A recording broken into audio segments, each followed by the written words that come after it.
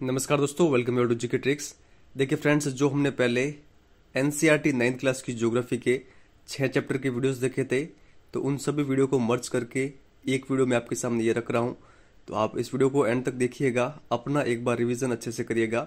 और देखिए रीट एग्जाम 2022 यानी जुलाई में जो आपका पेपर है, उसमें जितने भी क्वेश्चन बनेंगे अधिकतर आपको 9th और 10th की पुस्तक से देखने को मिलेंगे। तो ये पुस्तकें हमारे लिए मोस्ट इंपॉर्टेंट है और एनसीईआरटी की बुकें तो हमें कंपलसरी पढ़नी है। लास्ट बार आरबीएससी की बुकें थी, 100% क्वेश्चन उन्हीं बुकों में से बने थे। इस बार एनसीईआरटी का मेंशन कर रखा है सिलेबस में, तो 100% क्वेश्चन एनसीईआरटी की बुकों से ही आएंगे। तो आप अच्छे से इनको कवर कर लीजिएगा। शुरुआत करते हैं क्वेश्चन नंबर फर्स्ट से। भारत की अक्षांशीय स्थिति क्या है? अगर आपको सही आंसर आता है तो आप इस वीडियो के कमेंट सेक्शन में बता सकते हैं। देखिए, भारत की जो अक्षांशीय स्थिति है वो है 8 डिग्री 4 मिनट उत्तर से 37 डिग्री 6 मिनट उत्तरी अक्षांश। मोस्ट इंपोर्टेंट क्वेश्चन है, थर्ड नंबर ऑप्शन यहाँ पर सही आंसर होगा। आगे देखते हैं, भारत की देशांतरीय स्थिति है। तो भारत की देशांतरीय स्थिति क्या है? 68 डिग्री 7 मिनट पूर्व से 97 डिग्री 25 मिनट पूर्वी देशांतर। तो इसका सही आंसर क्या होगा? Fourth number option. तो आप ये ध्यान रखिएगा। और देखिए, जो भारत को लगभग 2 भागों में बांटने वाली जो रेखा है वो है कर्क रेखा, जो कि कहाँ पर स्थित है? 23 डिग्री 30 मिनट उत्तरी अक्षांश पर। तो आप ये ध्यान रखिएगा। भारतीय संघ राज्य का सबसे दक्षिणी बिंदु इंदिरा बिंदु कब सुनामी लहरों के कारण समुद्र में जलमग्न हो गया था? तो देखिए, इसका सही आंसर होगा ऑप्शन नंबर थर्ड, 2004 के अंतर्गत। तो आप ये ध्यान रखिएगा। भारत का क्षेत्रफल कितना है? तो इसका सही आंसर होगा 32,87,263 वर्ग किलोमीटर। थर्ड नंबर ऑप्शन यहाँ पर सही आंसर होगा। भारत का क्षेत्रफल विश्व के कुल भौगोलिक क्षेत्रफल का कितना प्रतिशत है? तो इसका सही आंसर क्या होगा? सही आंसर होगा फर्स्ट नंबर ऑप्शन, 2.4%। भारत विश्व में क्षेत्रफल की दृष्टि से कौन सा व बड़ा देश है? तो देखिए, भारत विश्व में क्षेत्रफल की दृष्टि से 7वां सबसे बड़ा देश है। तो थर्ड नंबर ऑप्शन यहाँ पर सही आंसर होगा। तो सबसे बड़ा देश कौन सा है क्षेत्रफल की दृष्टि से? फर्स्ट है रूस, सेकंड कौन सा है? सेकंड है कनाडा, थर्ड है संयुक्त राज्य अमेरिका, फोर्थ है चाइना, फिफ्थ कौन सा है? फिफ्थ है ब्राज़ील, और सिक्स्थ है ऑस्ट्रेलिया, और 7वें नंबर पर है हमारा देश इंडिया। तो आप ये ध्यान रखिएगा। भारत की स्थल सीमा रेखा की लंबाई कितनी है? तो देखिए, सही आंसर होगा भारत की स्थलीय सीमा की जो लंबाई है वो है 15,200 किलोमीटर। थर्ड नंबर ऑप्शन यहाँ पर सही आंसर होगा। और देखिए, जो भारत की समुद्र तट की रेखा की जो लंबाई है वो कितनी है? 7,516.6 किलोमीटर। इसके अंतर्गत देखिए, अंडमान और निकोबार द्वीप समूह तथा लक्षद्वीप समूह के साथ ये कुल लंबाई है भारत के समुद्री तट रेखा की। तो आप ये ध्यान रखिएगा। किस अक्षांश रेखा से भारत का दक्षिणी भूभाग हिंद महासागर की ओर संकरा होता जाता है? तो देखिए, यहाँ पर हमारा सही आंसर होगा सेकंड नंबर ऑप्शन, 22 डिग्री उत्तरी अक्षांश जो रेखा है उसके आगे भारत का जो दक्षिणी भूभाग है वो हिंद महासागर की ओर संकरा होता जाता है। जो देखिए, यहाँ पर ये जो ऐसा पार्ट बना हुआ है, जो यहाँ पर जो ये अक्षांश रेखा है वो है 22 डिग्री अक्षांश रेखा, इसके नीचे संकरा होता जाता है जो भारत का दक्षिणी भूभाग है वो। तो आप ये ध्यान रखिएगा। भारत का अक्षांश और देशांतर का विस्तार लगभग कितना है? तो देखिए, जो भारत का अक्षांशीय और देशांतरीय विस्तार है वो लगभग है 30 डिग्री। तो आप ये ध्यान रखिएगा। फर्स्ट नंबर ऑप्शन यहाँ पर सही आंसर होगा। भारत का जो पूर्व पश्चिम का विस्तार है कितना है? 2,933 किलोमीटर, जो कि भारत के उत्तर दक्षिण के विस्तार से, जो कि 3,214 किलोमीटर है, की अपेक्षा कम है। तो आप ये ध्यान रखिएगा। तो किसका विस्तार अधिक है? उत्तर दक्षिण का विस्तार अधिक है भारत का बजाय पूर्व पश्चिम के। तो आप ये ध्यान रखिएगा। गुजरात और अरुणाचल प्रदेश के स्थानीय समय में कितने घंटे का अंतर है? देखिए, इसका सही आंसर होगा 2 घंटे का अंतर है। तो सेकंड नंबर ऑप्शन यहाँ पर सही आंसर होगा।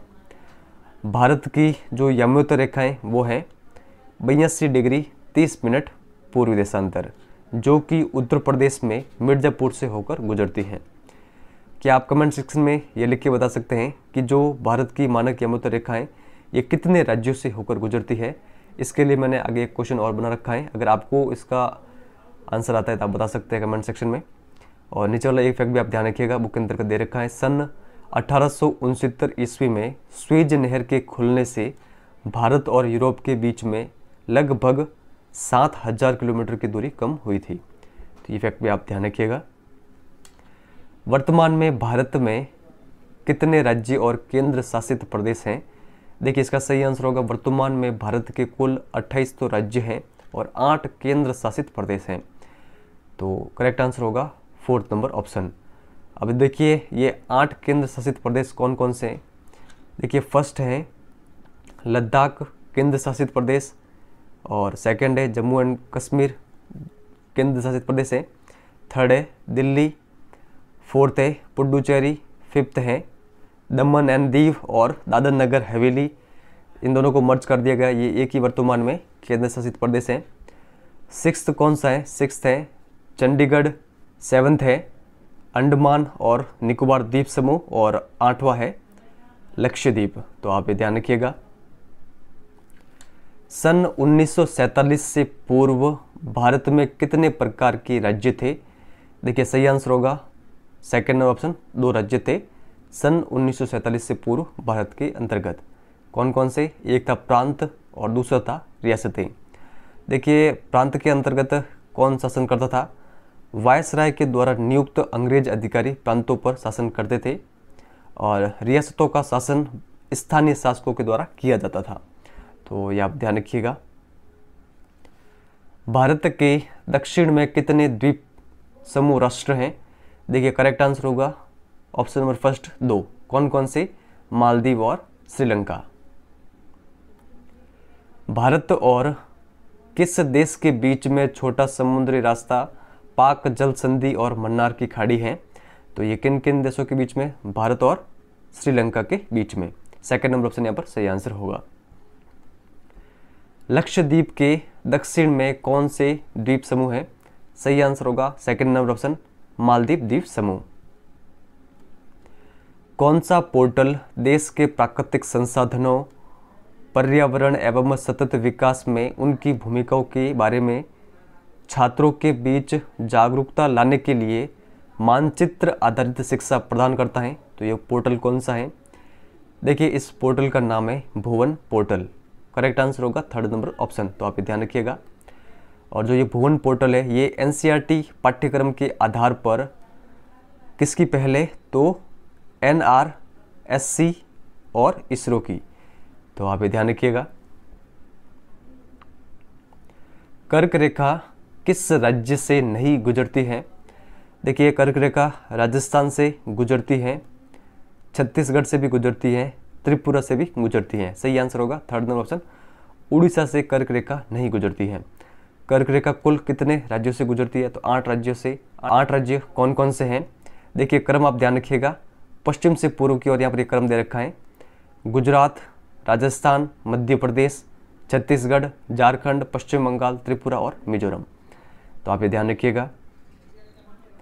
उत्तराखंड, उत्तर प्रदेश, बिहार, पश्चिम बंगाल और सिक्किम की सीमा किस देश को छूती है? देखिए, इन सभी राज्यों की जो सीमा है वो छूती है नेपाल देश को। करेक्ट आंसर होगा सेकंड नंबर ऑप्शन। तो आप ये ध्यान रखिएगा। भारत की मानक याम्योत्तर रेखा किस राज्य से नहीं गुजरती है? देखिए, उत्तर प्रदेश से गुजरती है, मध्य प्रदेश से भी गुजरती है, छत्तीसगढ़ से भी गुजरती है भारत की मानक याम्योत्तर रेखा। सही आंसर होगा 4th नंबर ऑप्शन, तेलंगाना से ये नहीं गुजरती है। तो आप ये ध्यान रखिएगा। और टोटल कितने राज्यों से होकर गुजरती है ये मानक याम्योत्तर रेखा? तो 5 राज्यों से। 3 तो यहाँ पर ये ऊपर दे रखे हैं, 2 और हैं उड़ीसा और आंध्र प्रदेश। तो ये सारे आप ध्यान रखिएगा फैक्ट। भारत की उत्तर से दक्षिण तक की लंबाई कितनी है? तो देखिए, भारत की उत्तर से दक्षिण तक की जो लंबाई है वो है 3214 किलोमीटर। 4th नंबर ऑप्शन यहाँ पर सही आंसर होगा। और पूर्व से पश्चिम तक की जो लंबाई है वो है 2933 किलोमीटर। तो ये आप ध्यान रखिएगा। भारत की भौगोलिक आकृतियों को कितने वर्गों में विभाजित किया गया है? 2, 3, 4 या फिर 6? देखिए सही आंसर होगा 6 भागों के अंतर्गत। 4th नंबर यहाँ पर सही आंसर होगा। तो 6 भाग कौन कौन से हैं? हिमालय पर्वत श्रृंखला, उत्तरी मैदान, प्रायद्वीपीय पठार, भारतीय मरुस्थल, तटीय मैदान और द्वीपीय समूह। हिमालय पर्वत के संबंध में सत्य कथन कौन सा है वो यहाँ पर बताना है। हिमालय भूगर्भिक रूप से युवा पर्वत है। हिमालय बनावट के दृष्टिकोण से वलित पर्वत श्रृंखला है। यह पर्वत श्रृंखला पश्चिम पूर्व दिशा में सिंधु से लेकर ब्रह्मपुत्र तक फैली हुई है। हिमालय विश्व की सबसे ऊंची पर्वत श्रेणी है, या फिर सभी? देखिए करेक्ट आंसर होगा हिमालय पर्वत के संबंध में चारों कथन यहाँ पर सही दे रखे हैं।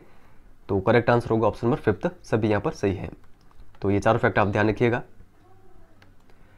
हिमालय पर्वत की लंबाई कितनी है? देखिए सही आंसर होगा 2400 किलोमीटर।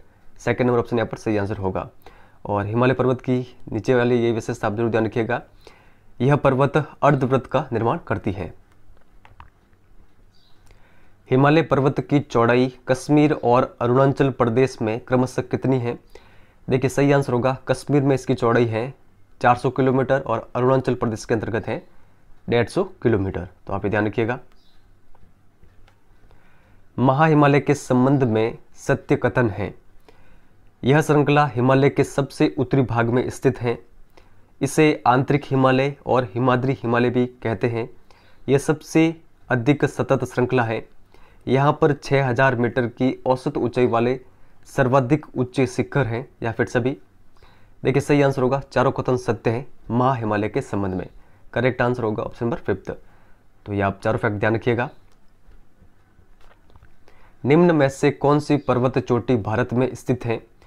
तो इसका सही आंसर होगा कंचनजुंगा, ये भारत के अंतर्गत है। बाकी माउंट एवरेस्ट हो, मकालू हो या फिर धौलागिरी, ये तीनों कहाँ पर है? ये तीनों नेपाल के अंतर्गत हैं। तो आप ध्यान रखिएगा। माउंट एवरेस्ट की ऊंचाई कितनी है? 8848 मीटर। तो आप ध्यान रखिएगा।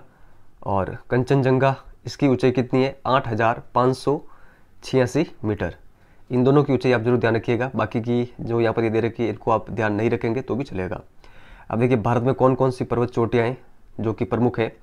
नंगा पर्वत, नंदा देवी, कामेट और नामचा बरुआ। नेपाल में कौन कौन सी पर्वत चोटियाँ हैं? ऊपर 3 दे रखी है, इन तीनों के बारे में ध्यान रखिएगा। इसके अलावा अन्नपूर्णा और गुरुला मंदाता। तो आप ध्यान रखिएगा। महाहिमालय का क्रोड किसका बना हुआ है? सही आंसर होगा 2nd नंबर ऑप्शन ग्रेनाइट का।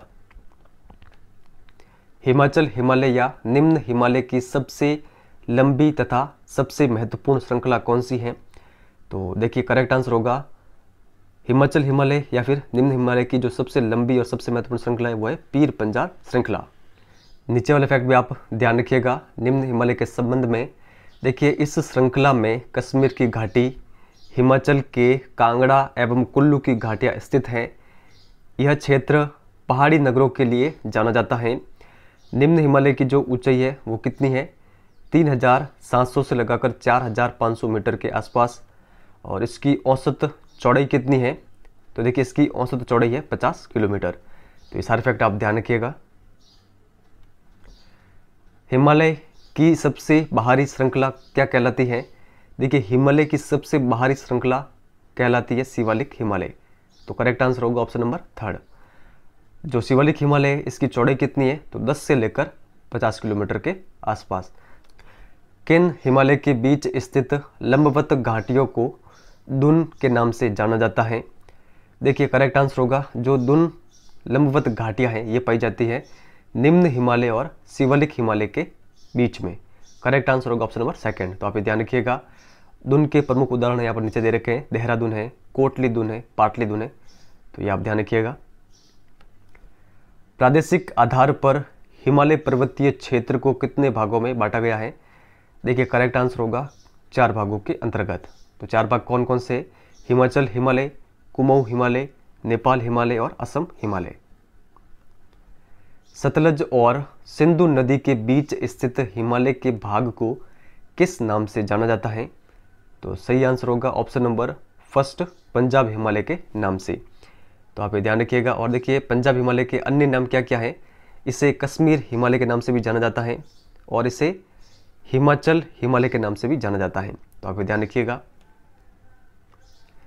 कुमाऊं हिमालय की लंबाई कितनी है? इसका सही आंसर होगा 320 किलोमीटर। और इसका विस्तार कहाँ से कहाँ तक है? सतलज नदी से लगाकर काली नदी तक। निम्न में से किस हिमालय का विस्तार काली नदी से तीस्ता नदी तक है? तो देखिए करेक्ट आंसर होगा नेपाल हिमालय का। देखिए अभी तक हमने 3 हिमालय देख लिए हैं। सबसे ऊपर जो हमने देखा था वो देखा था सतलज और सिंधु के बीच का हिमालय, जिसे पंजाब हिमालय या फिर हिमाचल हिमालय कहते हैं। उसके बाद में हमने देखा था सतलज से काली नदी तक, तो वो कौन सा हिमालय है? वो है कुमाऊं हिमालय। और यहाँ पर क्या दे रखा है? काली नदी से लगाकर तीस्ता नदी तक कौन सा हिमालय है? तो नेपाल हिमालय। और तीस्ता नदी से लेकर ब्रह्मपुत्र तक जो हिमालय है वो है असम हिमालय। तो आप ये ध्यान रखिएगा। असम हिमालय की लंबाई कितनी है? तो करेक्ट आंसर होगा 740 किलोमीटर। और इसका विस्तार मैंने आपको आगे बता दिया है, तीस्ता नदी से लेकर ब्रह्मपुत्र नदी तक। हिमालय की सबसे पूर्वी सीमा कौन सी नदी बनाती है? करेक्ट आंसर होगा ब्रह्मपुत्र नदी। तो आप ध्यान रखिएगा। ये यहाँ पर मोस्ट इंपोर्टेंट फैक्ट दे रखा है, आप ध्यान रखिएगा। देखिए जैसे कि पूरा ये हिमालय फैला हुआ है, ठीक है, और आगे जाके ये दक्षिण की ओर मुड़ जाता है।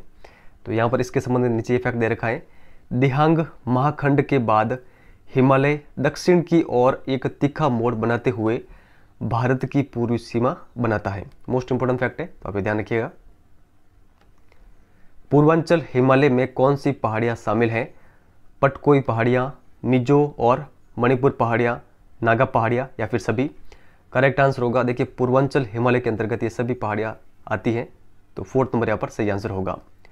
देखिए जो पूर्वी पहाड़ियाँ हैं यानी पूर्वांचल हिमालय की जो पहाड़ियाँ हैं मजबूत बलुआ पत्थर से बनी हुई हैं और ये किनका उदाहरण है? अवसादी शैलों का। तो आप ये ध्यान रखिएगा। भारत के विशाल मैदान की लंबाई लगभग कितने किलोमीटर है? देखिए सही आंसर होगा 2400 किलोमीटर। 4th नंबर यहाँ पर सही आंसर होगा। इसकी चौड़ाई कितनी है? 240 से लगाकर 320 किलोमीटर। और इसका विस्तार कितना है? 7 लाख वर्ग किलोमीटर। भौगोलिक दृष्टि से भारतीय विशाल मैदान को कितने भागों में बांटा गया है? देखिए करेक्ट आंसर होगा 4 भागों के अंतर्गत। 4 भाग कौन कौन से? भाबर प्रदेश, तराई प्रदेश, बांगर प्रदेश और खादर प्रदेश। देखिए अधिकतर कॉम्पिटिटिव एग्जाम में इन्हीं चारों से क्वेश्चन बनते हैं, तो इन चारों की डेफिनेशन आपको याद होनी चाहिए। तो इनके बारे में हम आगे क्वेश्चन देख लेते हैं। शिवालिक के पर्वतपदीय क्षेत्र में सतलज नदी से तीस्ता नदी तक 8 से 16 किलोमीटर चौड़ी पट्टी में किस प्रदेश का विस्तार है? देखिए सही आंसर होगा ऑप्शन नंबर फर्स्ट, भाबर प्रदेश का।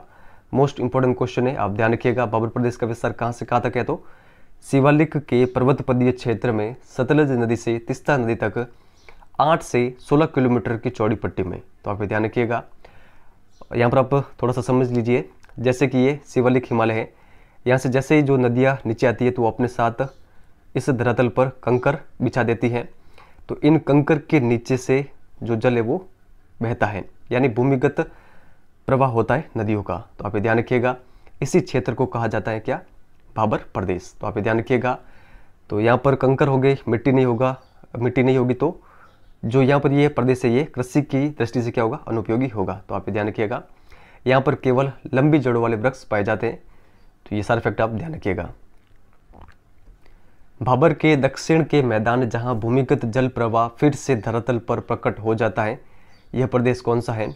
जस्ट मैंने आपको आगे समझा है कि जैसे ही ये जो नदियाँ हैं वो इन कंकरों के नीचे से होकर गुजरती है तो आगे चलकर ये कंकर खत्म हो जाते हैं और वापस धरातल आ जाता है। तो जो ये नदियाँ हैं ये वापस यहाँ से बाहर निकलती है। तो जो ये प्रदेश है, ये प्रदेश क्या कहलाता है? ये प्रदेश कहलाता है तराई प्रदेश। 2nd नंबर ऑप्शन यहाँ पर सही आंसर होगा। तो आप ये ध्यान रखिएगा। और देखिए यहाँ पर जो ये तराई प्रदेश है, इस प्रदेश के अंतर्गत कौन सी परिस्थितियाँ अधिकतर उत्पन्न होती है? वो होती है दलदल की। तो आप ये ध्यान रखिएगा। अनियमित जल प्रवाह के कारण यहाँ पर दलदल अधिक पाए जाते हैं। तो इफेक्ट आप ध्यान रखिएगा। वे प्राचीन तलछट से निर्मित उच्च मैदान क्या कहलाते हैं जहाँ नदियों के बाढ़ का जल नहीं पहुँच पाता? तो देखिए इन प्रदेश को कहा जाता है बांगर प्रदेश। 3rd नंबर ऑप्शन यहाँ पर सही आंसर होगा। नई तलछट व काप मिट्टी से बने हुए निचले मैदान जहां बाढ़ का पानी प्रतिवर्ष पहुंचकर मिट्टी की नई परत जमाता है, क्या कहलाता है? तो देखिए ये प्रदेश कहलाता है खादर प्रदेश। मोस्ट इंपोर्टेंट ये चारों क्वेश्चन थे, इनके बारे में आप जरूर ध्यान रखिएगा। उत्तरी मैदान को मोटे तौर पर कितने उपवर्गों में बांटा गया है?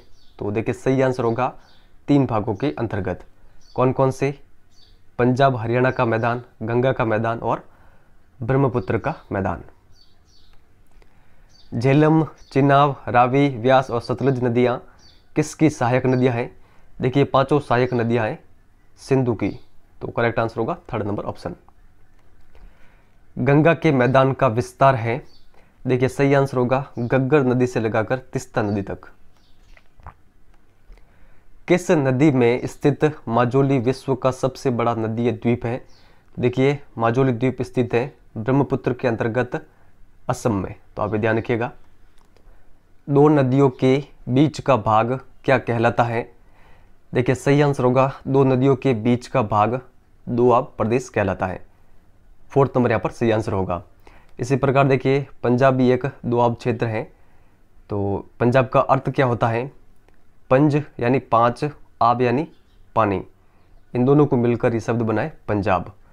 तो 5 नदियों के बीच का जो भाग है वो है पंजाब। 5 नदियाँ कौन कौन सी आपको पता होगा? झेलम, चिनाब, रावी, व्यास और सतलज, तो आप ये ध्यान रखिएगा। दुधवा राष्ट्रीय पार्क किस राज्य में है?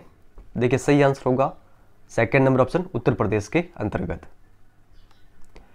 कौन सा प्रदेश एक मेज की आकृति वाला स्थल है जो पुराने क्रिस्टलीय, आग्नेय तथा रूपांतरित शैलों से बना हुआ है? तो ये कौन सा प्रदेश है? देखिए करेक्ट आंसर होगा ऑप्शन नंबर 3rd, प्रायद्वीपीय पठार। तो आप ये ध्यान रखिएगा, आपसे एग्जाम में पूछा जा सकता है कि मेज की आकृति वाला कौन सा प्रदेश है? तो प्रायद्वीपीय पठार। प्रायद्वीपीय पठार के कितने मुख्य भाग हैं? सही आंसर होगा 2। कौन कौन से? मध्य उच्च भूमि और दक्कन का पठार। मध्य उच्च भूमि की स्थिति क्या है? तो यहाँ पर आप देखिए नर्मदा नदी के उत्तर में प्रायद्वीपीय पठार का वह भाग जो मालवा के पठार के अधिकतर भागों में फैला हुआ है वो है मध्य उच्च भूमि। तो आप ध्यान रखिएगा, ये मध्य उच्च भूमि किसका भाग है? तो प्रायद्वीपीय पठार का। दक्षिण का पठार लगभग कितने क्षेत्रफल में फैला हुआ है? सही आंसर होगा 16 लाख वर्ग किलोमीटर के अंतर्गत। तो आप ध्यान रखिएगा, ये सबसे प्राचीन भूभाग है, त्रिभुजाकार आकृति के अंतर्गत ये बना हुआ है और इसकी औसत ऊंचाई है 600 मीटर। नीलगिरी पर्वत की सबसे ऊंची चोटी कौन सी है? तो देखिए सर्वोच्च चोटी है डोडा बेटा। 2nd नंबर ऑप्शन यहाँ पर सही आंसर होगा। प्रायद्वीपीय पठार की सबसे ऊंची चोटी कौन सी है? देखिए प्रायद्वीपीय पठार की सबसे ऊंची चोटी है अनाई मुड़ी। तो आप ध्यान रखिएगा। निम्न में से कौन सा कथन सही है? पश्चिमी घाट पश्चिमी तट के समांतर स्थित हैं। पश्चिमी घाट सतत हैं और इन्हें केवल दर्रों के द्वारा ही पार किया जा सकता है। पूर्वी घाट का विस्तार सतत नहीं है, ये नियमित नहीं है, या फिर सभी? देखिए करेक्ट आंसर होगा सभी। तो आप ध्यान रखिएगा, ये तीनों कथन मोस्ट इंपॉर्टेंट है और तीनों के तीनों सत्य है, तो इनके बारे में आप ध्यान रखिएगा। प्रायद्वीपीय पठार के संबंध में गलत कथन कौन सा है वो बताना है। यहाँ पर काली मिट्टी पाई जाती है जिसे दक्कन ट्रैप के नाम से जाना जाता है। इसकी उत्पत्ति ज्वालामुखी से हुई है, इसीलिए इनके जो शैले हैं वो क्या है? आग्नेय हैं। अरावली की पहाड़ियाँ प्रायद्वीपीय पठार का भाग नहीं है। पश्चिमी घाट पूर्वी घाट की अपेक्षा ऊंचे हैं। यहाँ पर कौन सा गलत कथन है वो बताना है। देखिए सही आंसर होगा ऑप्शन नंबर 3rd, जो अरावली की पहाड़ियाँ हैं वो प्रायद्वीपीय पठार का ही भाग है। यहाँ पर नहीं देने के कारण ये कथन गलत होता है। बाकी के जो तीनों कथन है ये सत्य है, तो इनके बारे में आप ध्यान रखिएगा। पश्चिमी मरुस्थल की सबसे लंबी नदी कौन सी है? तो करेक्ट आंसर होगा लुणी नदी। तो आप ध्यान रखिएगा। और एक इंपॉर्टेंट फैक्ट ये भी आप ध्यान रखिएगा, बरखान क्या होते हैं? अर्धचंद्राकार बालू का स्तूप। पश्चिमी तटीय मैदान के कितने भाग हैं? देखिए समझिए कि यहाँ पर ये भारत का जो दक्षिण भारत का मैप है, जो ये पश्चिमी तटीय मैदान कौन सा होगा? ये वाला। तो इस मैदान के टोटल भाग है 3। कौन कौन से? जो ऊपर वाला भाग है वो है कोंकण तट, जो मध्य वाला है वो है कन्नड़ तट, और नीचे वाला है मालाबार तट। निम्न में से लैगून झील है। देखिए पुल्लिकट और चिल्का ये दोनों जिले लैगून जिले, तो करेक्ट आंसर होगा ऑप्शन नंबर 3। तो आप ध्यान रखिएगा। पूर्वी तटीय मैदान की चौड़ाई कितनी है? तो 160 से लगाकर 480 किलोमीटर। देशांतरीय आधार पर इसे 2 भागों में बांटा गया है। किसको? पूर्वी तटीय मैदान को। तो कौन कौन से इसके 2 भाग है? निचला भाग और उत्तरी भाग। सामान्यतः इसके ऊपरी भाग को उत्तरी सरकार तट और दक्षिणी भाग को कोरोमंडल तट कहते हैं। मोस्ट इंपॉर्टेंट फैक्ट है, तो आप ध्यान रखिएगा। समझिए यहाँ पर जो ये ऊपर वाला भाग है उत्तरी भाग, इसको कहा जाता है उत्तरी सरकार तट, और जो ये नीचे वाला तट है इसको कहा जाता है कोरोमंडल तट। भारत में खारे पानी की सबसे बड़ी झील कौन सी है? तो देखिए करेक्ट आंसर होगा ऑप्शन नंबर 1 चिल्का झील। चिल्का झील किस राज्य में है? तो उड़ीसा के अंतर्गत है ये चिल्का झील। तो आप ध्यान रखिएगा। और किस नदी के किनारे पर ये है? तो महानदी के किनारे पर। लक्षद्वीप किस प्रकार के द्वीप हैं? सही आंसर होगा प्रवाल द्वीप, 4th नंबर ऑप्शन। तो आप ध्यान रखिएगा। लक्षद्वीप के अलावा और कौन कौन से द्वीप प्रवाल द्वीप हैं?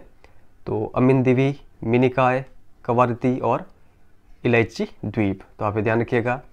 और जो देखिए लक्षद्वीप है, इसका नाम लक्षद्वीप कब रखा गया? तो 1973 के अंतर्गत। इसका क्षेत्रफल है 32 वर्ग किलोमीटर। और देखिए यहाँ पर एक द्वीप है पीटली द्वीप, जो कि एक पक्षी अभ्यारण्य है और यहाँ पर मनुष्य निवास नहीं करते हैं। तो ये फैक्ट आप ध्यान रखिएगा।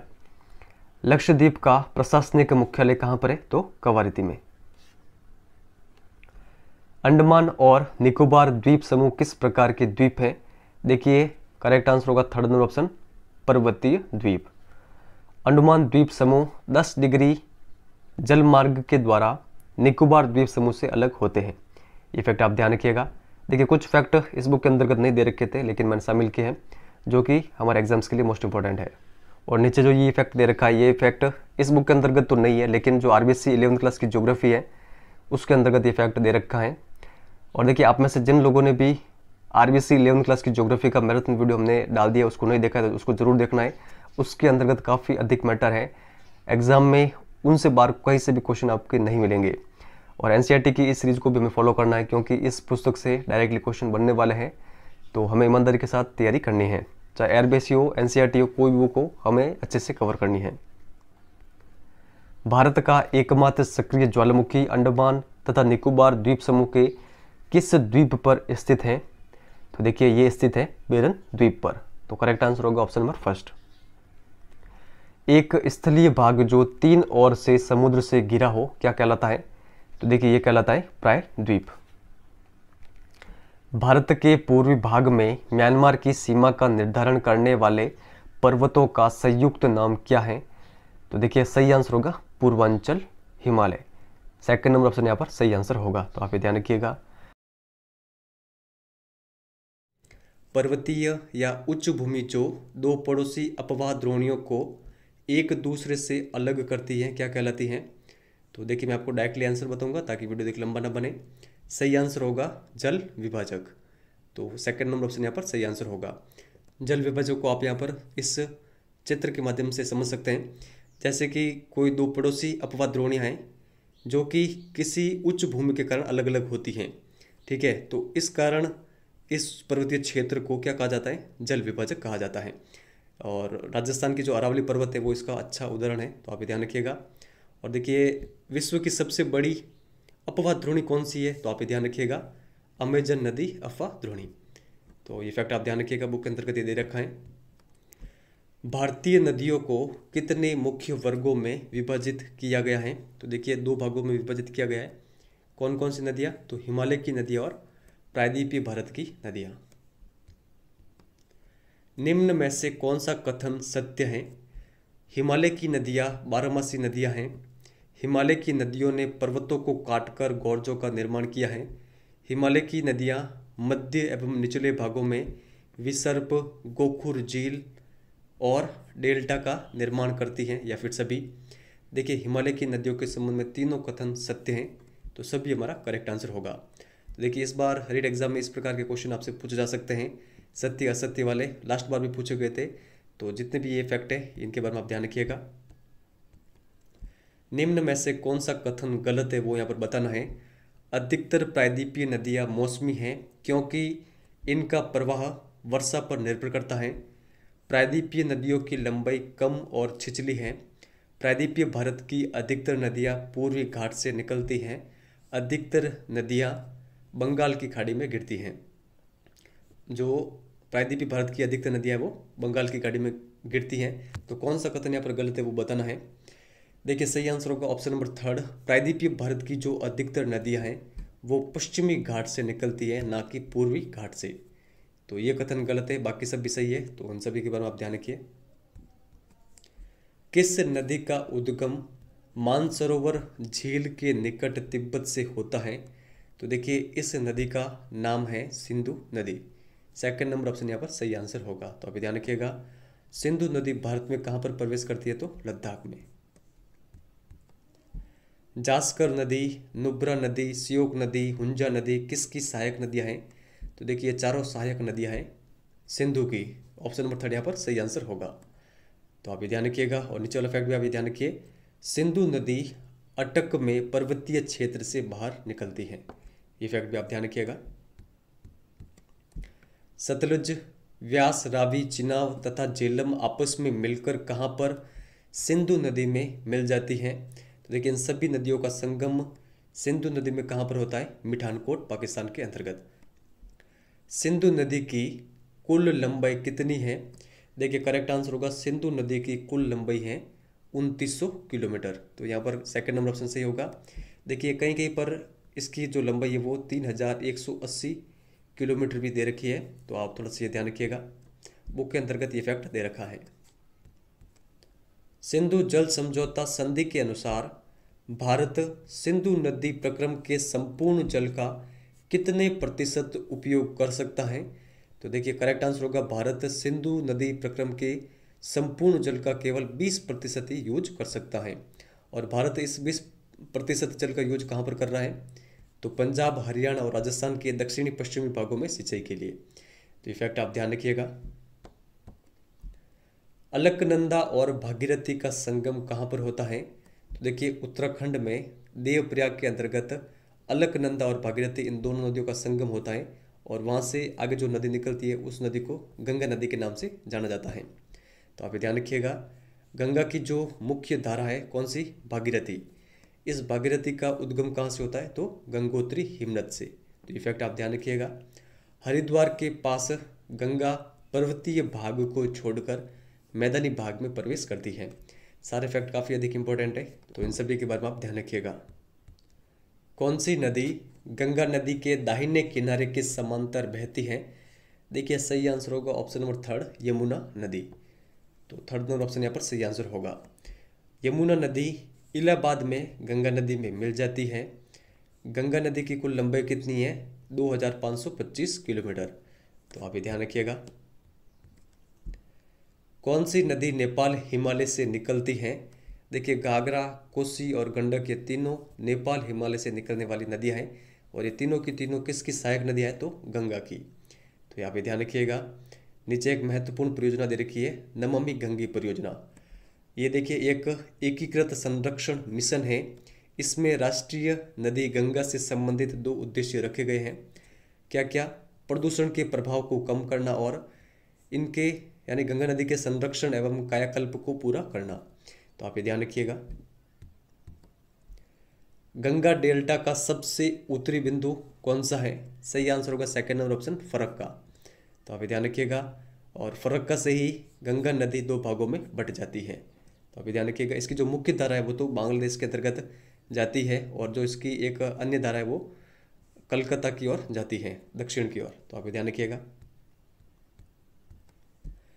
गंगा और ब्रह्मपुत्र समुद्र में विलीन होने से पहले किस नाम से जाने जाती हैं। तो देखिए गंगा और जो ब्रह्मपुत्र नदी है ये समुद्र में मिलने से पहले जिस नाम से जानी जाती हैं, तो ये नाम क्या है, ये नाम है मेघना। तो आप ध्यान रखिएगा।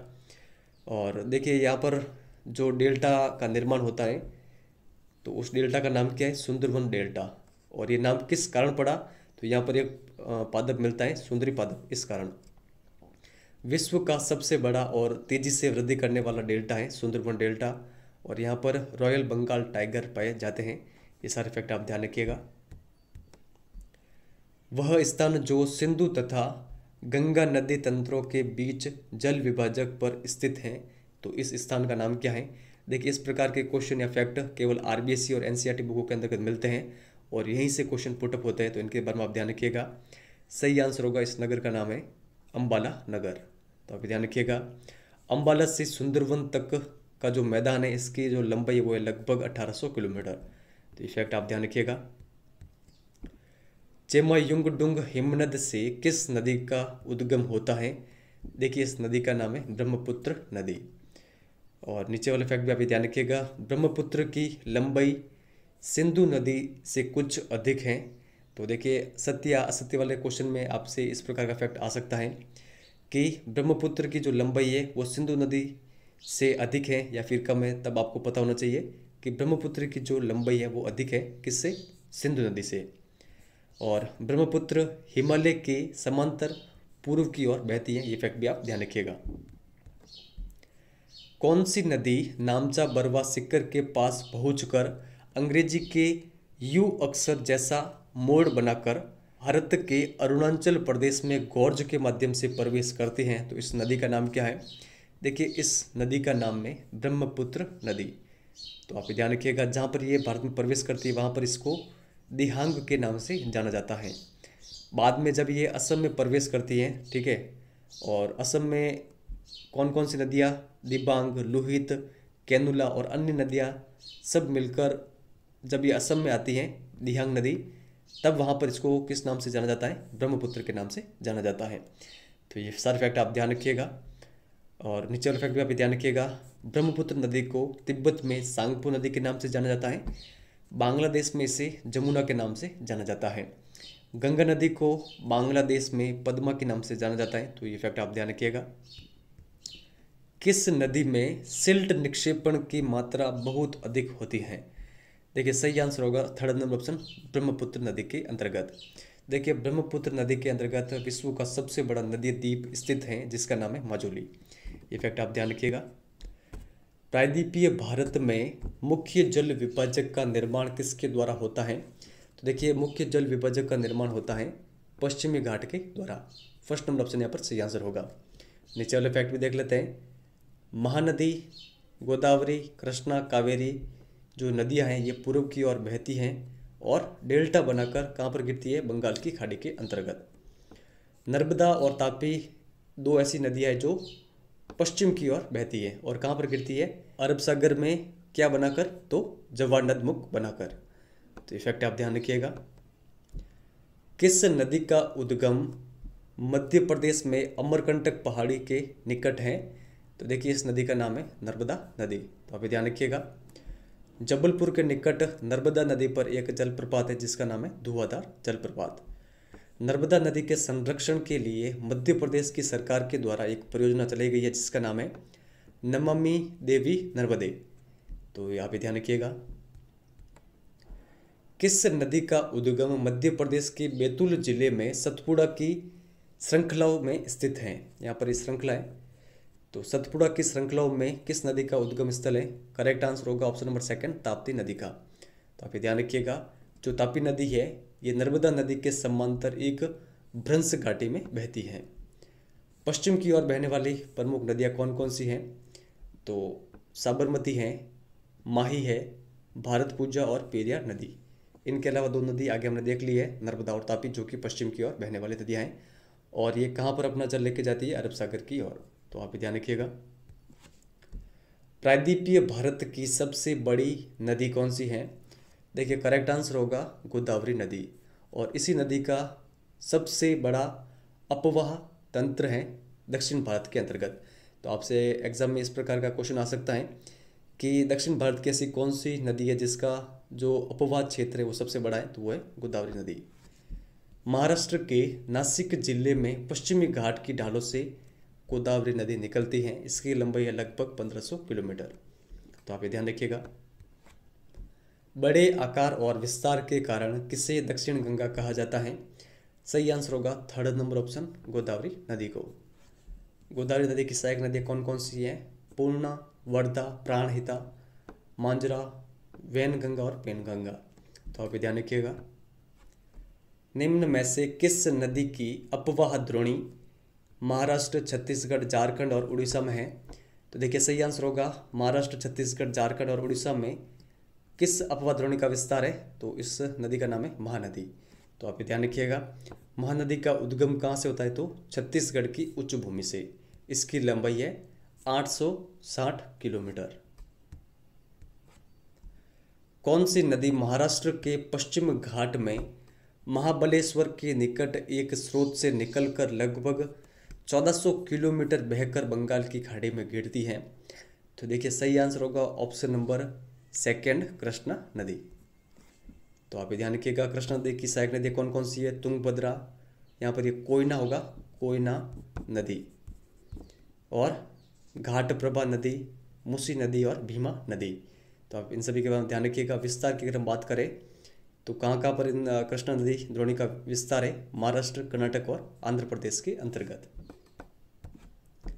निम्न में से कौन सी नदी पश्चिमी घाट के ब्रह्मगिरी श्रृंखला से निकलती हैं? तो इस नदी का नाम है कावेरी नदी। कावेरी नदी की लंबाई है 760 किलोमीटर। इसकी सहायक नदियाँ है अमरावती, भवानी, हेमावती और काबिनी। इसका विस्तार है तमिलनाडु, केरल और कर्नाटक के अंतर्गत।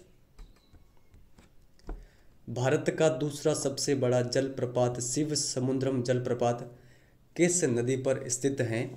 तो देखिए ये स्थित है कावेरी नदी पर। थर्ड नंबर ऑप्शन यहाँ पर सही आंसर होगा। तो आप ध्यान रखिएगा। क्या आप कमेंट सेक्शन में ये लिख के बता सकते हैं कि भारत का सबसे बड़ा जलप्रपात कौन सा है? तो देखिए जो यहाँ पर ये शिव समुद्र जलप्रपात है, यहाँ पर कुछ विद्युत का उत्पादन होता है जो कि मैसूर, बेंगलुरु और कोलार स्वर्ण क्षेत्र को प्रदान की जाती है। तो आप ध्यान रखिएगा। पूर्व की ओर बहने वाली प्रमुख नदियाँ कौन कौन सी है? तो दामोदर है, ब्रह्मणी, वैतरणी और सुवर्ण रेखा। पृथ्वी के धरातल का लगभग कितने प्रतिशत भाग जल से ढका हुआ है? देखिए पृथ्वी के लगभग 71% भाग पर क्या है? जल है। तो आप ध्यान रखिएगा। सही आंसर होगा ऑप्शन नंबर सेकंड। और देखिए जो ये 71% जल है, इस 71% जल का 97% भाग, ठीक है, समझ लिया कि जो यहाँ पर ये पूरा क्षेत्र है ये 97% भाग क्या है? लवणीय है, ठीक है, पीने योग्य नहीं है।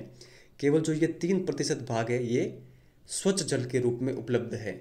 और जो ये 3% भाग है, इस 3% का भी 3/4 भाग क्या है? हिमालय के रूप में है, यानी जमा हुआ बर्फ है। तो आप ये ध्यान रखिएगा। निम्न में से कौन सी लेगून झील है? देखिए चिल्का, पुल्लिकट और कोलेरू ये सभी क्या हैं? लेगून झीलें हैं। सभी हमारा करेक्ट आंसर होगा।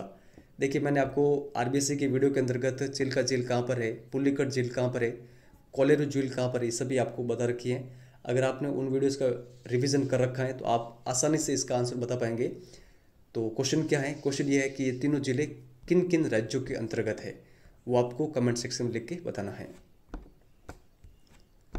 भारत की सबसे बड़ी मीठे पानी की प्राकृतिक झील कौन सी है? तो भारत की सबसे बड़ी मीठे पानी की जो प्राकृतिक झील है इसका नाम है वुलर झील, जो कि जम्मू एंड कश्मीर के अंतर्गत स्थित है। तो आप ध्यान रखिएगा। नीचे फैक्ट में आप ध्यान रखिएगा। सतलज नदी पर बांध बनाने से एक झील का निर्माण हुआ है। इस झील का नाम क्या है? गुरु गोविंद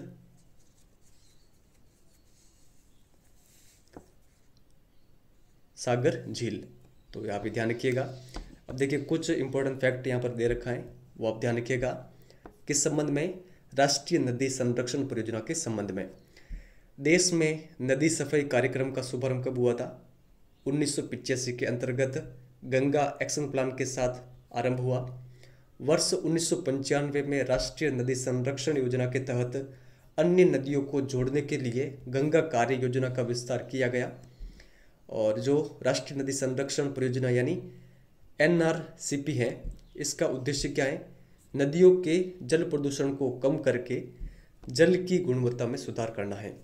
ये सारे इंपॉर्टेंट फैक्ट है बुक के अंतर्गत दे रखे हैं। और यहाँ से आपके एग्जाम में क्वेश्चन बन सकते हैं, तो इन सभी के बारे में आप ध्यान रखिएगा। मानसून शब्द की उत्पत्ति किस भाषा के शब्द से हुई है? तो देखिए करेक्ट आंसर होगा ऑप्शन नंबर फर्स्ट। मानसून शब्द की उत्पत्ति अरबी भाषा के मौसम शब्द से हुई है, जिसका अर्थ होता है मौसम। तो आप ध्यान रखिएगा, मौसम संबंधी जो लंबी समयावधि होती है उसको क्या कहा जाता है? उसको कहा जाता है जलवायु। तो आप ध्यान रखिएगा, जलवायु की समयावधि कितनी होती है? लगभग 30 वर्ष। एक वर्ष में ऋतु के अनुसार वायु की दिशा में परिवर्तन क्या कहलाता है? देखिए सही आंसर होगा ऑप्शन नंबर सेकंड, मानसून। तो आप ध्यान रखिएगा। भारत की जलवायु है, तो भारत की जलवायु किस प्रकार की है? देखिए सही आंसर होगा, भारत की जो जलवायु है वो मानसूनी जलवायु है। सेकंड नंबर ऑप्शन यहाँ पर सही आंसर होगा। तो आप ध्यान रखिएगा, अगर आपसे एग्जाम में ये पूछा जाए कि भारत की जलवायु जो है वो किस कटिबंध के अंतर्गत आती है, तो देखिए भारत 2 कटिबंधों के अंतर्गत आता है और इसकी जलवायु 2 कटिबंधों से प्रभावित होती है, उष्ण कटिबंध और उपोष्ण कटिबंध से। तो आप थोड़ा सा ये ध्यान रखिएगा। तमिलनाडु तट पर अधिकतर वर्षा कब होती है? तो देखिए शीत ऋतु में होती है। तो कब होती है? महीने की अगर हम बात करें तो अक्टूबर नवंबर के अंतर्गत। तो फोर्थ नंबर ऑप्शन यहाँ पर सही आंसर होगा। उत्तरी मैदान में सामान्यतः वर्षा की मात्रा घटती है। देखिए मोस्ट इंपोर्टेंट क्वेश्चन है, जो भारत का उत्तरी मैदान है, समझिए कि यहाँ पर ये प्रायद्वीपीय पठार है, इसका जो ये ऊपरी भाग है, इसमें किस दिशा से किस दिशा की ओर वर्षा की मात्रा घटती है? तो देखिए पूर्व में अधिक वर्षा होती है बजाय कि पश्चिम में। तो इस दिशा की ओर वर्षा घटती है, यानी पूर्व से पश्चिम की ओर। फर्स्ट नंबर ऑप्शन यहाँ पर सही आंसर होगा। निम्न में से कौन सा कारक जलवायु को प्रभावित नहीं करता है? समुद्र तल से ऊंचाई, समुद्र से दूरी, भूमध्य रेखा से दूरी या फिर जनसंख्या। देखिए जलवायु को प्रभावित करने वाले कारकों के अंतर्गत ऊपर वाले तीनों हैं, जनसंख्या इसमें शामिल नहीं है। तो आप ध्यान रखिएगा, एनसीईआरटी की उस पुस्तक के अंतर्गत काफ़ी कम जलवायु को प्रभावित करने वाले कारक दे रखे हैं, मैंने सभी इंक्लूड किए हैं। तो 3 कारक तो ये यहाँ पर दे रखे हैं। इसके अलावा कौन कौन से कारक हैं? पर्वतों की स्थिति, पर्वतों की दिशा, पवनों की दिशा, उच्च स्तरीय वायु संचरण, मेघाच्छादन की मात्रा, वनस्पति का आवरण, समुद्री धारा, इसे महासागरीय धारा भी कहते हैं, और अक्षांश। तो ये सभी ऐसे कारक हैं जो कि जलवायु को प्रभावित करते हैं। इन सभी के बारे में आप ध्यान रखिएगा। विश्व के अधिकतर मरुस्थल उपोष्ण कटिबंधीय भागों में स्थित महाद्वीपों के किस किनारे पर स्थित हैं? देखिए मोस्ट इंपोर्टेंट क्वेश्चन है, विश्व के जो अधिकतर मरुस्थल हैं वो देखिए कहाँ पर स्थित है? उपोष्ण कटिबंधीय भागों में। और इनमें भी जो महाद्वीप है, महाद्वीप के जो पश्चिमी भाग है वहाँ पर हमें सर्वाधिक मरुस्थल दिखाई देते हैं। तो आप ध्यान रखिएगा। हिमालय की औसत ऊंचाई लगभग है, तो कितनी है? 6000 मीटर। भारत नीचे दिए गए किस क्षेत्र में स्थित है? देखिए भारत स्थित है उत्तरी पूर्वी व्यापारिक पवनों वाले क्षेत्र में। फर्स्ट नंबर ऑप्शन यहाँ पर सही आंसर होगा। और नीचे वाला फैक्ट भी मोस्ट इंपॉर्टेंट है, भारत में शीत ऋतु में स्थल से समुद्र की ओर बहने वाली जो पवन है वो कौन सी है? वो है उत्तरी पूर्वी व्यापारिक पवन। तो आप ध्यान रखिएगा। व्यापारिक पवनें कोरियोलिस बल के कारण उत्तरी गोलार्ध में किस ओर विक्षेपित होती है? ये क्वेश्चन भी काफ़ी अधिक इंपॉर्टेंट है। सही आंसर होगा दाहिनी ओर। अगर आपसे दक्षिणी गोलार्ध में पूछे तो फिर क्या होगा इसका आंसर? बाईं ओर। तो आप ध्यान रखिएगा, उत्तरी गोलार्ध में दाहिनी ओर विक्षेपित होती है व्यापारिक पवनें। आप ध्यान रखिएगा। कोरियोलिस बल क्या होता है? पृथ्वी के घूर्णन के कारण उत्पन्न जो आभासी बल है उसे कहा जाता है कोरियोलिस बल। इसे फेरेल का नियम भी कहा जाता है। उपोष्ण कटिबंधीय पश्चिमी जेट धाराएं किन अक्षांशों के बीच स्थित होती हैं? देखिए करेक्ट आंसर होगा उपोष्ण कटिबंधीय पश्चिमी जेट धाराएं ये स्थित होती है 27 डिग्री से लगाकर 30 डिग्री उत्तरी अक्षांश रेखाओं के मध्य में। तो फोर्थ नंबर यहाँ पर सही आंसर होगा। जो जेट धारा है ये कहाँ पर बहती है? किस मंडल में? तो क्षोभ मंडल में। शीत ऋतु की पवनों को किस नाम से जाना जाता है? देखिए शीत ऋतु की जो पवन है इनको उत्तरी पूर्वी मानसून और शीतकालीन मानसून इन दोनों के नाम से जाना जाता है। तो फोर्थ नंबर यहाँ पर सही आंसर होगा, 1 और 3 दोनों। नीचे वाले फैक्ट भी देख लेते हैं। मावट क्या है? भूमध्य सागरीय चक्रवातों से शीत ऋतु में होने वाली वर्षा को मावट कहते हैं। ये गेहूं के लिए काफ़ी लाभदायक होती है। भारत के उत्तरी पश्चिमी भाग में शीत ऋतु में होने वाली वर्षा के लिए क्या उत्तरदायी है? तो ये उत्तरदायी है पश्चिमी विक्षोभ। तो आप ये ध्यान रखिएगा। अंत उष्णकटिबंधीय अभिसरण क्षेत्र कौन सा क्षेत्र कहलाता है?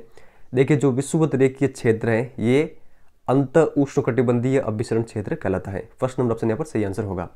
तो आप ये ध्यान रखिएगा। विषुवत रेखीय जो अक्षांश है इसमें विस्तृत गर्त एवं निम्न दाब का क्षेत्र होता है ये अंत उष्णकटिबंधीय अभिसरण क्षेत्र। तो आप ये ध्यान रखिएगा।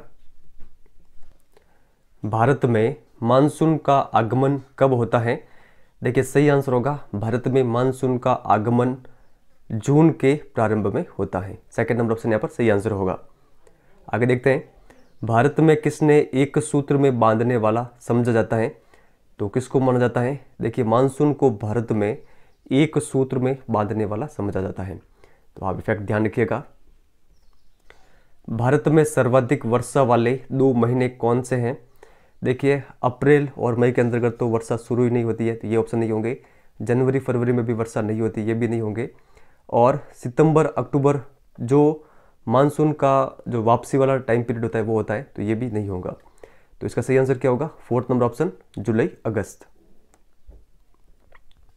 निम्न में से किस स्थान पर सर्वाधिक वर्षा होती है? देखिए, सही आंसर होगा मासिंद्राम में सर्वाधिक वर्षा होती है।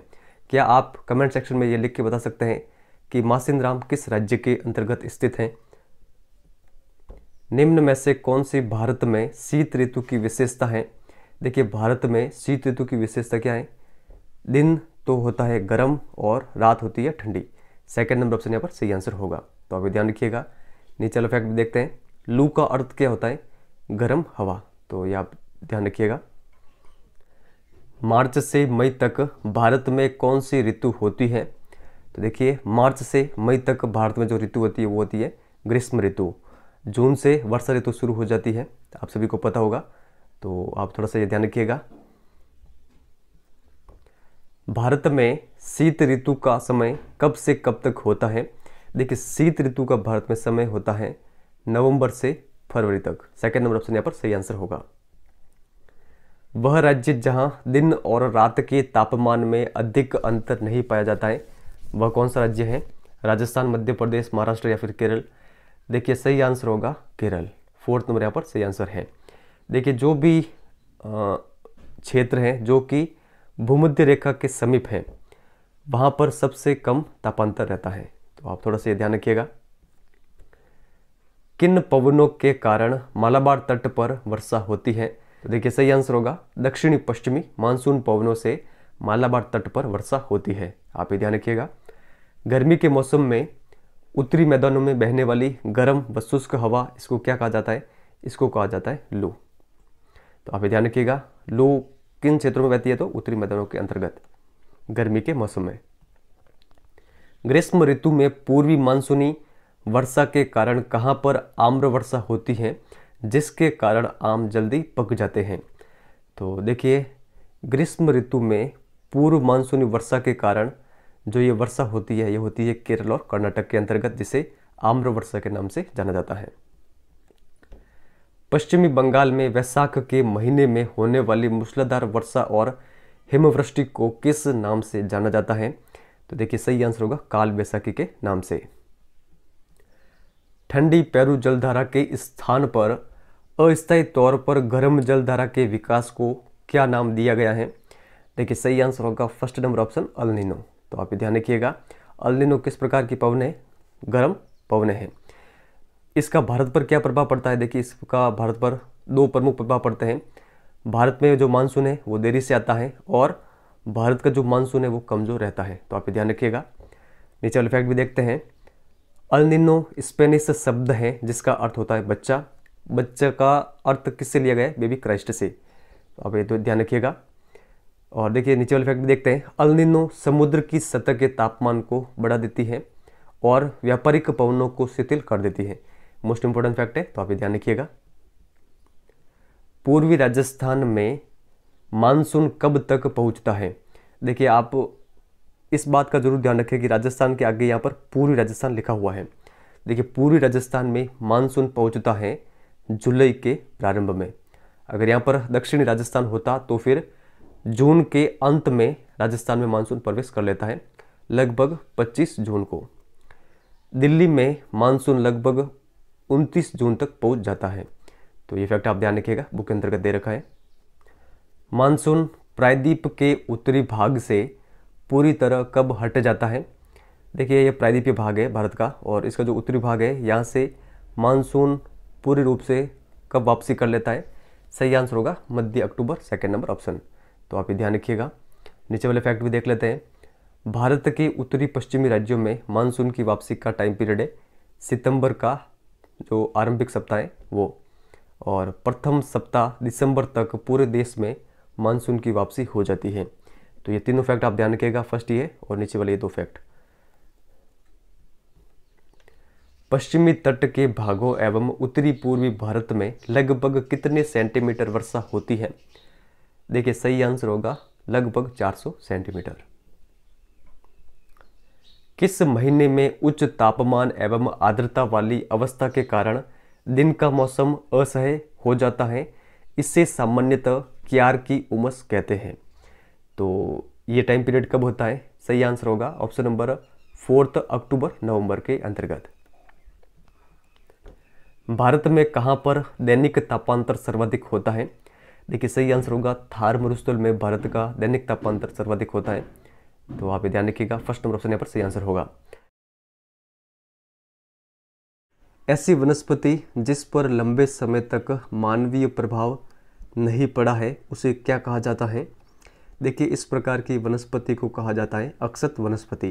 थर्ड नंबर ऑप्शन यहाँ पर सही आंसर होगा। तो आप ये ध्यान रखिएगा।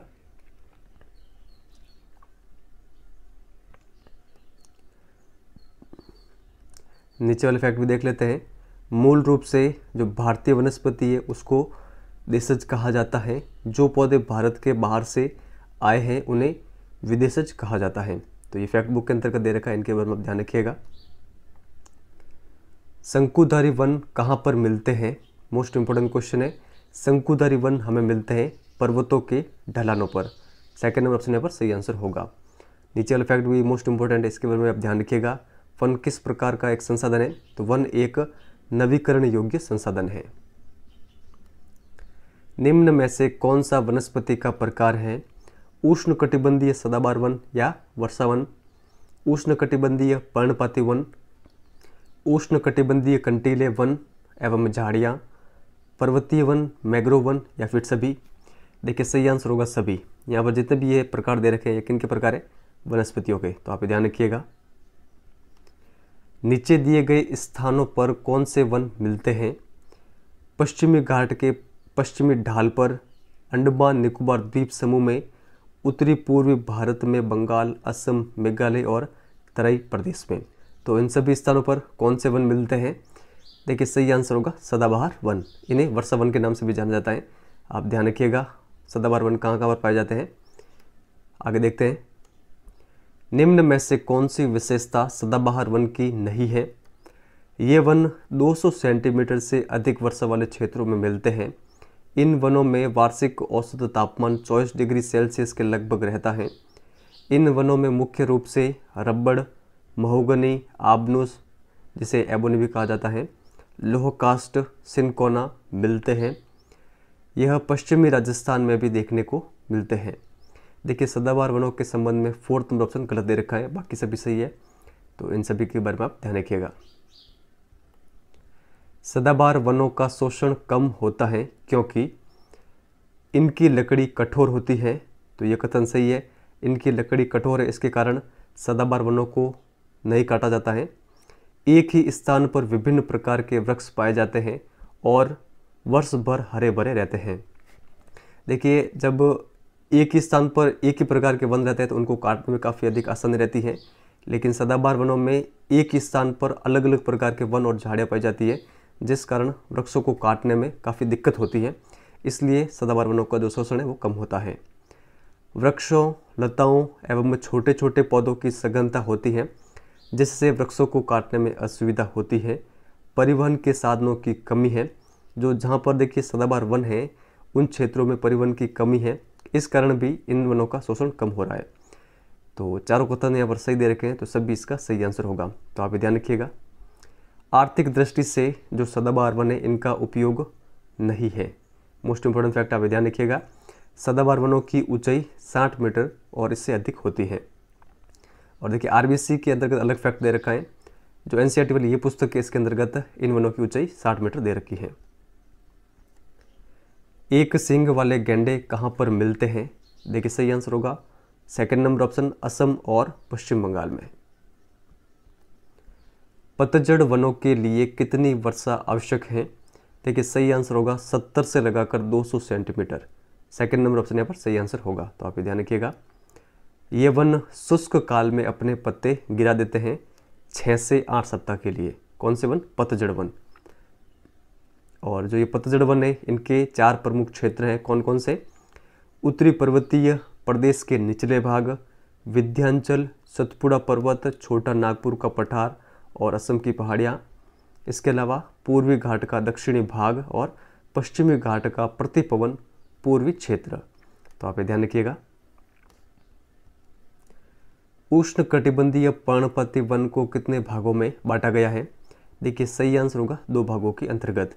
तो 2 भाग कौन कौन से? आर्द्र पर्णपाती वन और शुष्क पर्णपाती वन। आर्द्र पर्णपाती वनों के लिए आवश्यक वर्षाएं 100 से लगाकर 200 सेंटीमीटर, शुष्क पर्णपाती वनों के लिए आवश्यक वर्षाएं 70 से लगाकर 100 सेंटीमीटर। जो ये उष्णकटिबंधीय पतझड़ या फिर पर्णपाती वन है इनके अन्य नाम क्या है? इन्हें मानसूनी वन भी कहा जाता है और इन्हें पतझड़ वन भी कहा जाता है। तीनों एक ही है, पर्णपाती का है, मानसूनी का है या फिर पतझड़ का है। तो ये आप ध्यान रखिएगा। उष्णकटिबंधीय आर्द्र पर्णपाती वन की सबसे प्रमुख प्रजाति कौन सी है? तो सही आंसर होगा थर्ड नंबर ऑप्शन, सागौन। तो आप ये ध्यान रखिएगा। उष्णकटिबंधीय आर्द्र पर्णपाती जो वन है इनमें कौन कौन से वन पाए जाते हैं? साल है, बांस है, चंदन, शीशम, खैर, कुसुम, अर्जुन और सहतूत। तो आप ये ध्यान रखिएगा। और ये वन किन क्षेत्रों में हमें देखने को मिलते हैं? उत्तरी पूर्वी जो राज्य है भारत के, इसके अलावा हिमालय के गिरिपाद क्षेत्र में, झारखंड, पश्चिम उड़ीसा, छत्तीसगढ़, पश्चिमी घाट के पूर्वी ढालों पर। तो ये आप ध्यान रखिएगा। शुष्क पर्णपाती वन किस क्षेत्र में मिलते हैं? प्रायद्वीपीय पठार, उत्तर प्रदेश, बिहार या फिर सभी? तो सही आंसर होगा सभी। मुख्य वृक्ष कौन कौन से हैं शुष्क पर्णपाती वनों में? तो सागवान है, साल है, पीपल है और नीम। यहाँ पर नीम होगा। तो आप ये ध्यान रखिएगा। उष्णकटिबंधीय कंटीले वनों के लिए कितनी वर्षा आवश्यक है? तो देखिए सही आंसर होगा 70 सेंटीमीटर से कम। फर्स्ट नंबर ऑप्शन यहाँ पर सही आंसर होगा। क्षेत्र की हम अगर बात करें कि उष्णकटिबंधीय जो कंटीले वन है ये किन क्षेत्रों में हमें मिलते हैं? तो भारत के उत्तरी पश्चिमी भाग, गुजरात, राजस्थान, छत्तीसगढ़, मध्य प्रदेश, उत्तर प्रदेश, हरियाणा के अर्ध शुष्क क्षेत्रों, इन सभी क्षेत्रों में हमें कंटीले वन मिलते हैं। तो आप ये ध्यान रखिएगा। मुख्यतः भारत के उत्तरी पश्चिमी भाग में ये हमें देखने को मिलते हैं। और देखिए जो कंटीले वन है इनकी प्रमुख पादप प्रजातियाँ कौन कौन सी है? अकासिया, खजूर, यूफोर्बिया, नागफनी। तो आप ये ध्यान रखिएगा। नागफनी को कैक्टाई भी कहते हैं। जो कंटीले वन है इनकी जड़ें लंबी और पत्तियां क्या होती है? छोटी होती है। ये इनकी विशेषता है। तो आप ध्यान रखिएगा। आर्द्र शीतोष्ण कटिबंधीय पर्वतीय वनों की ऊंचाई कितनी होती है? तो देखिए सही आंसर होगा 1000 मीटर से लगाकर 2000 मीटर तक। सेकंड नंबर ऑप्शन यहाँ पर सही आंसर होगा। 1500 से लगाकर 3000 मीटर की ऊंचाई पर कौन से वन हमें मिलते हैं? शंकुधारी वन हमें देखने को मिलते हैं। और 3600 मीटर की ऊंचाई पर और इससे अधिक की ऊंचाई पर अल्पाइन जो घास के मैदान है वो हमें देखने को मिलते हैं, जिनका उपयोग किनके द्वारा किया जाता है? गुज्जर बकरवालों के द्वारा।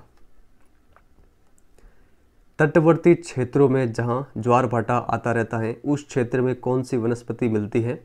तो देखिए ये वनस्पति हमें मिलती है मैंग्रोव वनस्पति। थर्ड नंबर ऑप्शन यहाँ पर सही आंसर होगा। जो मैंग्रोव वनस्पति है इसके अंतर्गत पौधों की जड़ें हमेशा पानी के अंतर्गत डूबी रहती है। गंगा ब्रह्मपुत्र का जो डेल्टाई क्षेत्र है वहाँ पर हमें सुंदरी वृक्ष, नारियल, ताड़, क्योडा और एगार नामक पादप मिलते हैं। इस क्षेत्र में हमें रॉयल टाइगर, जो रॉयल बंगाल टाइगर है वो भी हमें देखने को मिलते हैं। तो आप ये ध्यान रखिएगा। भारत में विश्व की कुल पक्षी प्रजातियों का कितना प्रतिशत पाया जाता है? तो देखिए सही आंसर होगा, समझिए कि 100% विश्व की जो पक्षी प्रजातियाँ हैं उनमें से 13% जो पक्षी की प्रजातियाँ हैं वो भारत के अंतर्गत पाई जाती है। सेकंड नंबर ऑप्शन यहाँ पर सही आंसर होगा।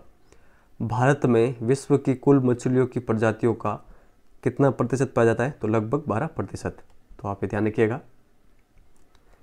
सबसे महत्वपूर्ण स्तनधारी जानवर हाथी मुख्यतः कहाँ पर पाए जाते हैं? असम, कर्नाटक, केरल या फिर सभी? तो देखिए इसका सही आंसर होगा सभी। तो आप ये ध्यान रखिएगा।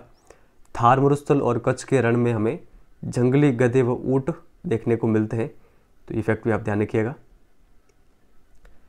भारतीय जीव सुरक्षा अधिनियम कब लागू हुआ? देखिए मोस्ट इंपॉर्टेंट क्वेश्चन है। अधिनियम से संबंधित अलग अलग एग्जामों के अंतर्गत अधिक क्वेश्चन आ रहे हैं, तो आप जरूर ध्यान रखिएगा। भारतीय जीव सुरक्षा अधिनियम ये लागू हुआ था 1972 में। विश्व का एकमात्र देश जहां पर शेर और बाघ दोनों पाए जाते हैं, तो ये देश कौन सा है? ये है भारत। भारतीय शेरों का प्राकृतिक वास स्थल कौन सा है? तो सही आंसर होगा गिर जंगल, जो कि गुजरात में। सेकंड नंबर ऑप्शन यहाँ पर सही आंसर होगा। और नीचे वाले फैक्ट भी आप ध्यान रखिए, एशियाई शेर केवल गिर जंगल में ही पाए जाते हैं। ये भी मोस्ट इंपॉर्टेंट फैक्ट है, तो आप ध्यान रखिएगा। विश्व संरक्षण संघ ने लाल सूची में कितने पादपों को रखा है? तो सही आंसर होगा थर्ड नंबर ऑप्शन 352 पादपों को। और इनमें से अति संकटग्रस्त पादप कितने हैं? 52। तो आप ये ध्यान रखिएगा। भारत में बाघ मुख्य रूप से कहाँ पर मिलते हैं? मध्य प्रदेश, झारखंड, पश्चिम बंगाल के सुंदरवन में, हिमालय क्षेत्र में या फिर सभी? तो इसका सही आंसर होगा सभी। इन सभी क्षेत्रों में हमें मुख्य रूप से बाघ देखने को मिलते हैं। कौन सा जानवर लद्दाख की बर्फीली ऊंचाइयों में मिलता है? तो देखिए ये जानवर है याक, और इस याक को गुच्छेदार सींगों वाला बैल भी कहा जाता है। घड़ियाल विश्व के किस एकमात्र देश में मिलते हैं? तो देखिए इस देश का नाम है भारत। ये चलो फैक्ट भी आप ध्यान रखिए। साइबेरियन सारस का मनपसंद स्थान कौन सा है? तो कच्छ का रण। देश में कुल कितने जीव मंडल आरक्षित क्षेत्र स्थापित हैं? देखिए ये भी मोस्ट इंपोर्टेंट क्वेश्चन है। भारत में कुल जो जीव मंडल आरक्षित क्षेत्र हैं ये है 18। कौन कौन से वो हम आगे देखेंगे। सरकार द्वारा पादप उद्यानों को वित्तीय तथा तकनीकी सहायता देने की योजना कब शुरू की गई? तो देखिए ये शुरू की गई थी 1992 के अंतर्गत। सेकंड नंबर ऑप्शन यहाँ पर सही आंसर होगा। भारत में कुल राष्ट्रीय पार्क कितने? 103। देखिए एनसीईआरटी की इस पुस्तक के अंतर्गत 103 दे रखा है, तो आप ध्यान रखिएगा। कुल वन्य प्राणी अभयवन कितने हैं? तो 535। तो ये फैक्ट आप ध्यान रखिएगा। अब देखिए जो जीव आरक्षित क्षेत्र हैं भारत के, जैव मंडल रिजर्व क्षेत्र, उनको हम देख लेते हैं। यहाँ पर जितने भी है देखिए टोटल है 18 यहाँ पर दे रखे हैं। कौन सा कहाँ पर है वो भी हमें ध्यान में रखना है। तो फर्स्ट है यहाँ पर देखिए आप नीलगिरी जैव मंडल आरक्षित क्षेत्र, ये किन किन राज्यों में पड़ता है? तमिलनाडु, केरल, कर्नाटक में। सेकंड है नंदा देवी, ये कहाँ पर पड़ता है? उत्तराखंड में। थर्ड नंबर पे मन्नार की खाड़ी, जो कि तमिलनाडु में है। आगे यहाँ पर है नौकरेक, ये मेघालय में है। सुंदरवन पश्चिम बंगाल में है। मानस कहाँ पर है? मानस है असम में। सिमलीपाल है उड़ीसा के अंतर्गत। दिबांग ये है अरुणाचल प्रदेश में। पंचमंडी बायोस्फीयर रिजर्व कहाँ पर है? मध्य प्रदेश में। अचनकमार अमरकंटक बायोस्फीयर रिजर्व मध्य प्रदेश छत्तीसगढ़ में। कच्छ का रण गुजरात। Cold desert Himachal Pradesh. कंचनजंगा सिक्किम। अगस्त्यमलई केरल तमिलनाडु। बड़ा निकोबार जैवमंडल आरक्षित क्षेत्र अंडमान और निकोबार द्वीप समूह में। डिब्रू सेखोवा असम। शेषचलम पहाड़ियाँ आंध्र प्रदेश और पन्ना राष्ट्रीय उद्यान मध्य प्रदेश के अंतर्गत। तो इन सभी के बारे में आप ध्यान रखिएगा। इनमें से भी देखिए जो सबसे अधिक इंपॉर्टेंट है, जो बार बार एग्जामों में आते हैं, एक आप ये ध्यान रखिएगा। नंदा देवी कहाँ पर है? सुंदरवन कहाँ पर है? मानस कहाँ पर है? सिमलीपाल कहाँ पर है? और इसके अलावा जो ये कंचनजंगा वाला है, ये भी आप ध्यान रखिएगा कि ये कहाँ पर पड़ता है। तो जितने भी देखिए इंपॉर्टेंट फैक्ट थे इस चैप्टर के, वो सभी मैंने आपके सामने रखे हैं। और देखिए अगर आप नोट्स बना रहे हैं तो ये भी आप साथ में लिख लीजिएगा। 18 ये नाम लिख लीजिएगा, ये किन किन राज्यों के अंतर्गत पड़ते हैं ये भी आप लिख लीजिएगा। भारत में सबसे पहले कब जनगणना हुई थी? देखिए इसका सही आंसर होगा, भारत में सबसे पहले जनगणना हुई थी 1872 ईस्वी के अंतर्गत। सेकेंड नंबर ऑप्शन यहाँ पर सही आंसर होगा। अगर हम बात करें कि भारत की पहली बार संपूर्ण जनगणना कब हुई, तो ये हुई थी 1881 के अंतर्गत। तो आप ये ध्यान रखिएगा। 2011 की जनगणना के अनुसार भारत की जनसंख्या विश्व की कुल जनसंख्या का कितने प्रतिशत है? तो देखिए इसका सही आंसर होगा 17.5%। तो आप ये ध्यान रखिएगा। मार्च 2011 तक भारत की जो जनसंख्या थी वो थी 12,106 लाख। तो आप ये ध्यान रखिएगा, यानी 121 करोड़। भारत का क्षेत्रफल कितना है? तो देखिए इसका सही आंसर होगा, भारत का क्षेत्रफल है 32.8 लाख वर्ग किलोमीटर। थर्ड नंबर ऑप्शन यहाँ पर सही आंसर होगा। भारत का क्षेत्रफल विश्व के क्षेत्रफल का कितना प्रतिशत है? तो 2.4%। भारत का सबसे अधिक जनसंख्या वाला राज्य कौन सा है? तो देखिए ये राज्य है उत्तर प्रदेश। उत्तर प्रदेश में सबसे अधिक जनसंख्या है। तो आप ये ध्यान रखिएगा, कितनी जनसंख्या है? तो 1,990 लाख। तो आप ये ध्यान रखिएगा। उत्तर प्रदेश में भारत की कितनी जनसंख्या निवास करती है? तो देखिए समझिए कि भारत की जो टोटल 100% जनसंख्या है उसमें से 16% जो जनसंख्या है वो कहाँ पर निवास करती है? उत्तर प्रदेश की अंतर्गत। थर्ड नंबर ऑप्शन यहाँ पर सही आंसर होगा। तो आप ये ध्यान रखिएगा। भारत का सबसे कम जनसंख्या वाला राज्य कौन सा है? तो देखिए इस राज्य का नाम है सिक्किम। सिक्किम की जनसंख्या कितनी है? 6 लाख। और ये जो आंकड़े 2011 की जनगणना के अनुसार है। भारत का क्षेत्रफल की दृष्टि से सबसे बड़ा राज्य कौन सा है? तो ये राज्य है राजस्थान। फोर्थ नंबर ऑप्शन यहाँ पर सही आंसर होगा। राजस्थान की जो आबादी है वो देश की कुल आबादी का 5.5% है। कहीं कहीं पर 5.6% भी दे रखा है। तो थोड़ा सा आप ये ध्यान रखिएगा। भारत की लगभग जो आधी आबादी है वो केवल 5 राज्यों में रहती है। 5 राज्य कौन कौन से हैं? उत्तर प्रदेश, महाराष्ट्र, बिहार, पश्चिम बंगाल और आंध्र प्रदेश। तो ये फैक्ट आप ध्यान रखिएगा। किन 2 देशों का जनसंख्या घनत्व भारत से अधिक है? तो देखिए ये 2 देश कौन से हैं? ये देश है बांग्लादेश और जापान। इन दोनों देशों का जो जनसंख्या घनत्व है वो भारत से अधिक है। तो आप ये ध्यान रखिएगा। जनसंख्या घनत्व क्या होता है? प्रति इकाई क्षेत्रफल में रहने वाले लोगों की संख्या जनसंख्या घनत्व कहलाती है। 2011 की जनगणना के अनुसार भारत का जनसंख्या घनत्व कितना है प्रति व्यक्ति वर्ग किलोमीटर?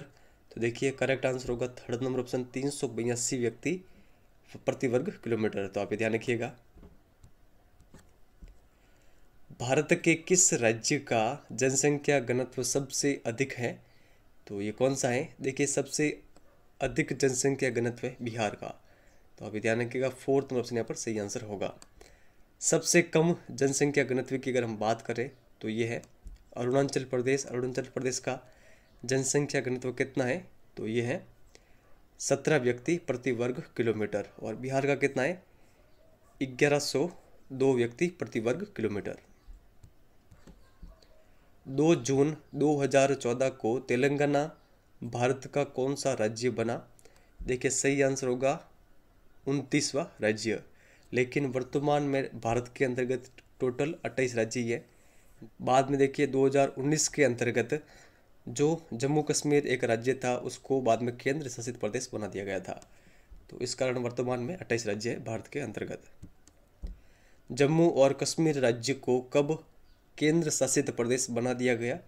तो सही आंसर होगा 2019 के अंतर्गत 5 अगस्त 2019 को 2 केंद्र शासित प्रदेश बने, जम्मू और कश्मीर और दूसरा लद्दाख। पहले की जनसंख्या जैसे कि 2001 की जनगणना की जनसंख्या को बाद की जनसंख्या यानी 2011 की जनगणना की जो जनसंख्या है से घटाकर प्राप्त करना क्या कहलाता है? तो पहले की जनसंख्या को बाद की जनसंख्या से घटाकर प्राप्त करना ये कहलाता है निरपेक्ष वृद्धि। सेकंड नंबर ऑप्शन यहाँ पर सही आंसर होगा। 2011 की जनगणना के अनुसार भारत की नगरीय जनसंख्या कितनी है? तो देखिए सही आंसर होगा 31.80%।